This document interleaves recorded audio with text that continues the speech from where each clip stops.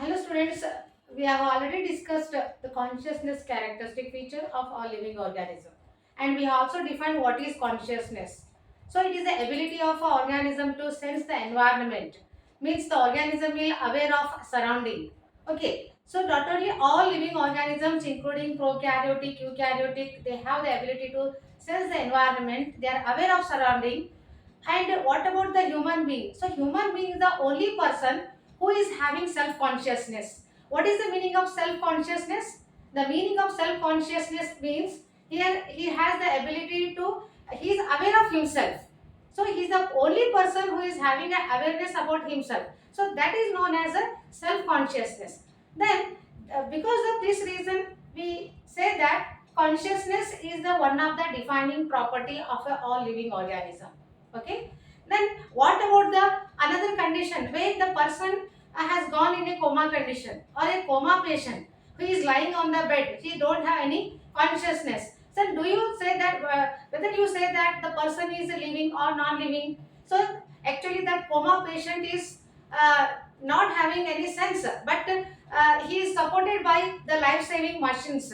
Okay, those machines are supporting him, and machines are replacing heart and lungs. That condition, as long as the machines are supporting him, the person is said to be living one, and he is a conscious person. But when you remove all the machines, the person will die, means that he does not have any self consciousness. Why he lose self consciousness? Because the point I have written here, because he has lost all the coordination of organs of the body parts. So he has lost the coordination of the body parts. So because of this reason, the person is said to be neither living or not dead, but he loses its self consciousness. So this is the most important feature of a living character also. Then there is one more question related to need. So we are going to how the question is framed on consciousness. Okay. So there is, let me read this question. A defining property or a characteristic feature of organism. See, the defining property or characteristic feature of a living organism. So there are four options already given. The first option is increase in mass, development, response to external stimuli, and growth. So students, let me tell you first option, increase in mass, development, growth. These three characters are non-defining features.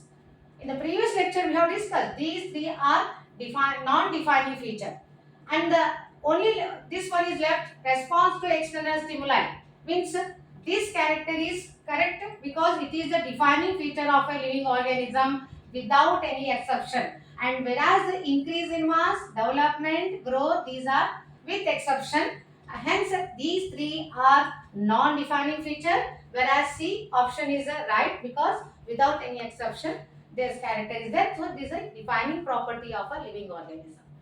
And with this character we stop here only. Some more characteristic feature of a living organism, that is cellular organization, we will discuss in the next video.